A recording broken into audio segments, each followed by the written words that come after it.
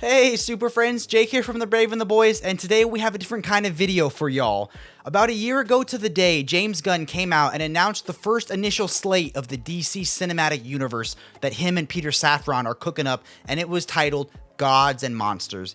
There he announced most of the first chapter and gave some little teases, and since then we've gotten some casting announcements, some character announcements, and some tweets and photos. So these are 11 books that I think are helping inspire the DC Cinematic Universe, and these are going to be my thoughts on them.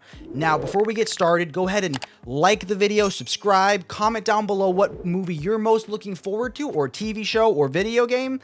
And if you want to support Jordan and I, you can use our sponsor Organic Price Books to pick up any of these books. There, if you're buying 1 to 3 books, you can save $2 with the code Braveboys. Or if you're buying 4 or more, you can save 5% with the code Braveboyssit. Let's dive in. Deep within a bleak and dismal swamp, hidden beneath its murky waters, lies the headquarters of the most sinister villains of all time, the Legion of Doom.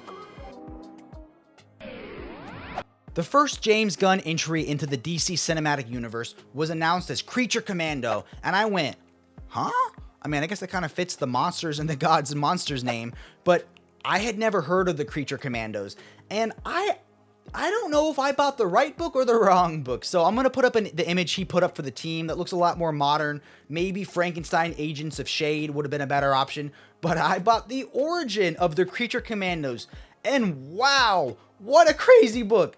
So what Creature Commandos is back in World War II when we were fighting the evil bad guys. Probably can't say the name because I might get flagged the video, but the American scientists researched and studied what were the archetypes that all humans, regardless of their culture or their country of origin, would be scared of. And they said, let's create them. So think like the Suicide Squad, but 2 of them were volunteers. So you have Dracula, a vampire that needs to drink human blood, and sometimes the bloodlust overtakes him, and you have a simple country boy who gets transformed into a werewolf, but the transformation doesn't happen right away or correctly, so sometimes he's in the middle of battle, he's no longer a werewolf, and when you don't want him to be a werewolf, he is. And then the saddest one was a soldier whose nickname was Lucky, and he steps on a landmine, and they repair him as Frankenstein, but they don't repair his vocal cords. And it was like the most dramatic, heartbreaking thing where it would be like, and if Frankenstein could talk, he would have had 1,000 yells of protest and no, but instead he silently did what he was told. And like the US Army doesn't like them, the people that they save don't like them, and it is just like not what I think they're gonna go for, but still crazy to read the origin of Creature Commandos, and you should check it out too. Next up, we have Superman Legacy, the movie I'm most looking forward to seeing. So that is going to be written and directed by James Gunn himself, and I cannot wait. They've already casted Superman and Lois and Jimmy Olsen, who it's perfect casting for Jimmy Olsen, and they've casted a lot of other heroes. So these are the 3 books that I think they're taking inspiration from. You have All-Star Superman. They used the photo when they announced Superman Legacy, and this is just such a love letter to the Man of Steel. If you want to see other Superman books that I like, you can watch our top 10 Superman books here. But basically, this answers the question of what would the Man of Steel do if he was running out of time, and it's a love letter to everything about Superman and what he stands for.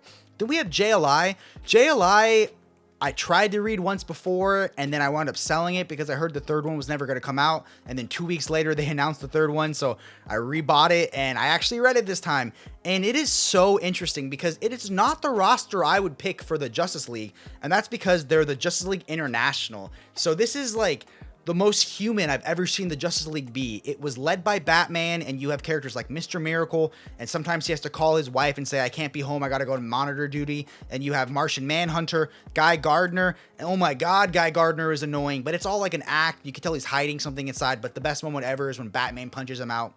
It's an awesome storyline. You have Maxwell Lord, who they just cast by James Gunn's brother, Sean Gunn, to play Maxwell Lord, who is a big part of this, and maybe there's more to meet the eye. Maybe he's up to something nefarious. You'll have to read to find out. And lastly, He tweeted that For All Seasons was another book that they were taking huge inspiration from. This is one of my favorite origins for Superman ever. It's going to tell different seasons of the Man of Steel's life, narrated by different people close to the Man of Steel, and maybe one not so close to the Man of Steel. It's another book that shows how important the Man of Steel is and what makes Superman such an enduring character. I absolutely love it. Jeff Loeb and Tim Sale are one of my favorite duos in comics. They can do no wrong together, and all three of these books I think will get you ready for Superman Legacy. The next announcement was The Authority. Now, most people were like, oh my god, we're getting an Authority movie? And my reaction was, The Authority? I didn't know anything about them. I didn't know much about the Wildstorm universe, as that predates my comic book time by a little bit.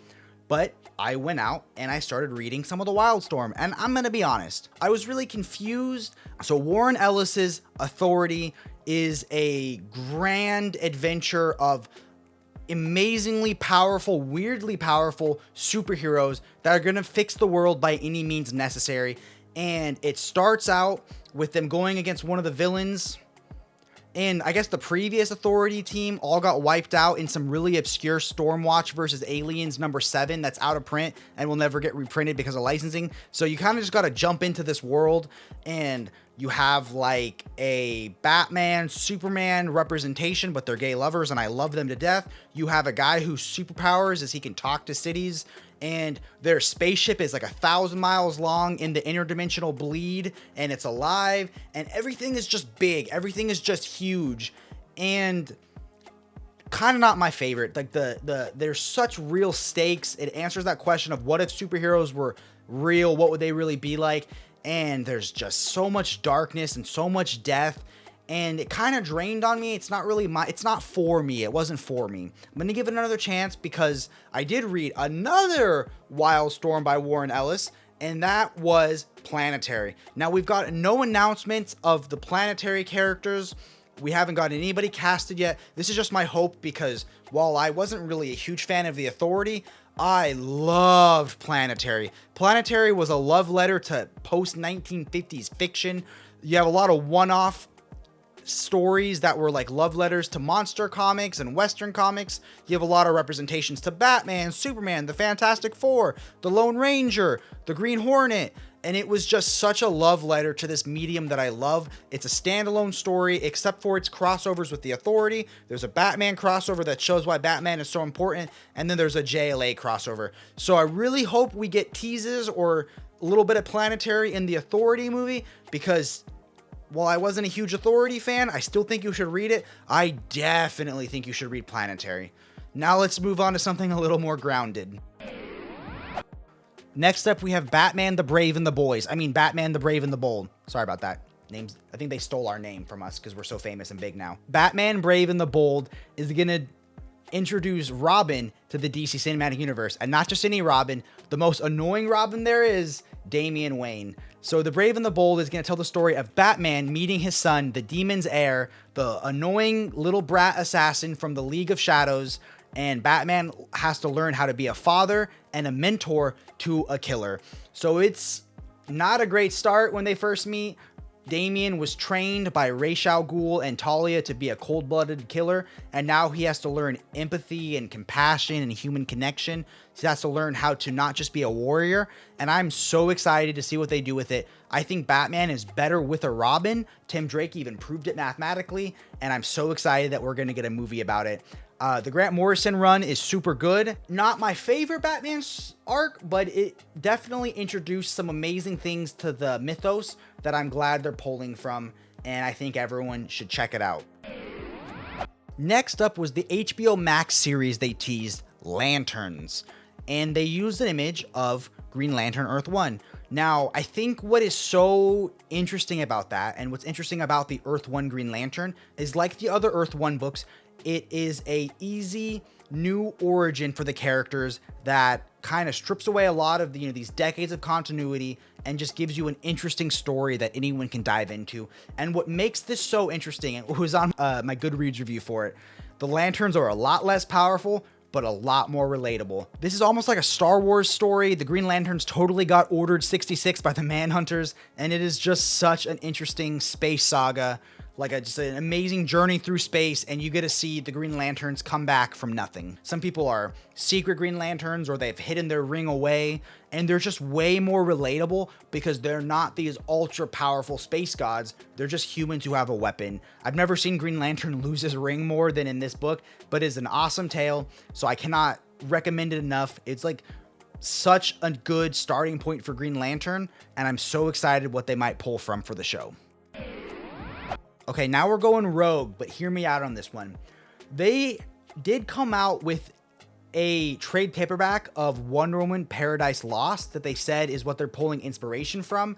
But when they announced the Paradise Island TV show, they said it was going to be Game of Thrones with the Amazonians. And no book fits that description better than Wonder Woman Historia. Now, Wonder Woman Historia absolutely floored me.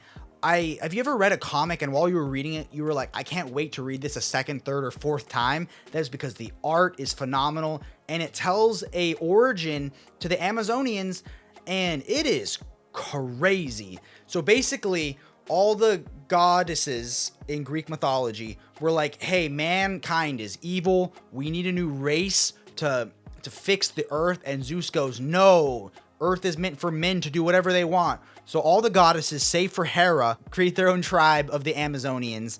And it tells the story of Hippolyta, Wonder Woman's mother, forming the 7th tribe of the Amazons. It tells their war with the gods. Now, do I think we're going to have Zeus and all the other Greek gods in the Wonder Woman show? No. But if you want to read an amazing origin to the foundations of Paradise Island and the origins of Themyscira, this is it. It is crazy. It's biblical in scope. The art is phenomenal, and you gotta read it, and I cannot recommend it enough.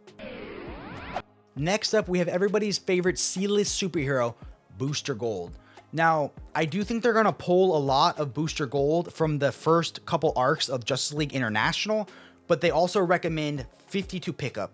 Now, I didn't know what this was going to be about, but the name spells it out pretty clearly. It's picking up after 52. So a lot of you know 52 is one of my favorite DC stories ever, and I didn't know that there was such a cool follow-up. So basically, this is another story of Booster Gold having to choose to put the world above his fame, because that's kind of Booster's whole deal, is he wants to be famous, he wants to be liked, but in this one, he has to be one of the greatest heroes the world will never know.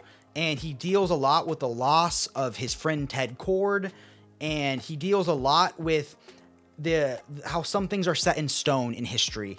You get to see him travel to other time periods, such as why did the Kents move to Kansas, and he even goes into the Killing Joke. I won't spoil it any more than there, but it is an awesome story, and it sets up a Blue and Gold series afterwards that I cannot wait to read. But I liked Booster Gold even more after reading this book, and I think you can dive into it, but you might want to read 52 and a couple other DC stories first, but it's definitely one everyone should pick out.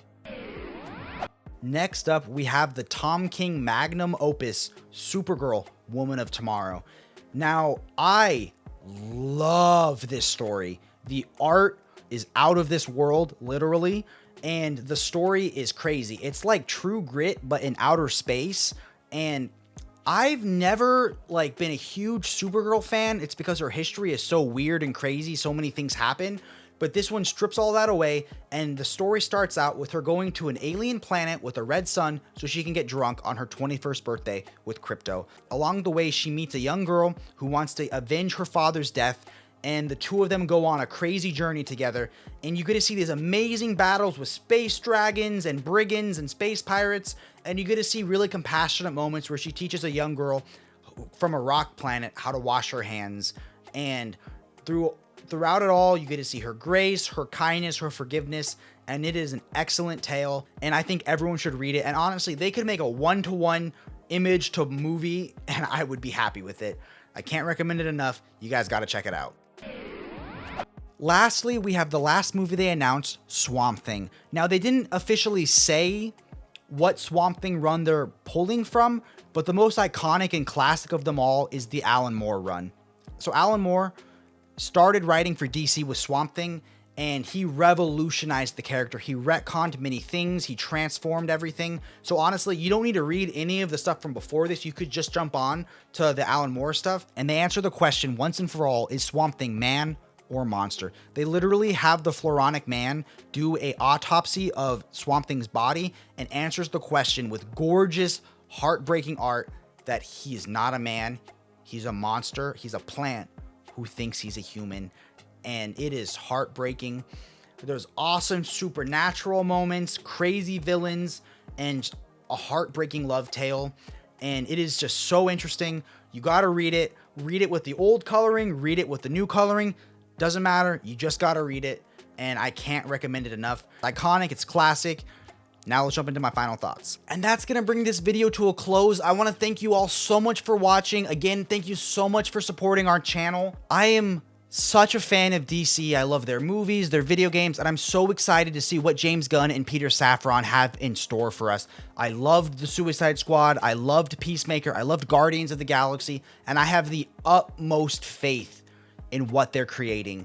I hope this video helped inspire you to check out some of these potential inspirations to the upcoming movies and TV shows and video games.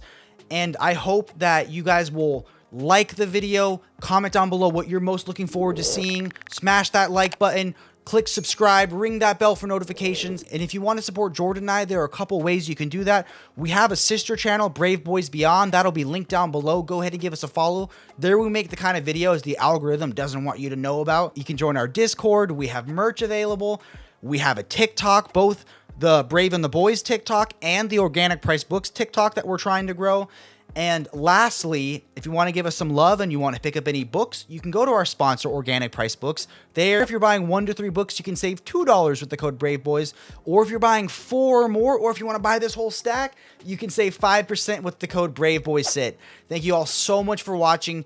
Keep being amazing, keep reading, and stay brave.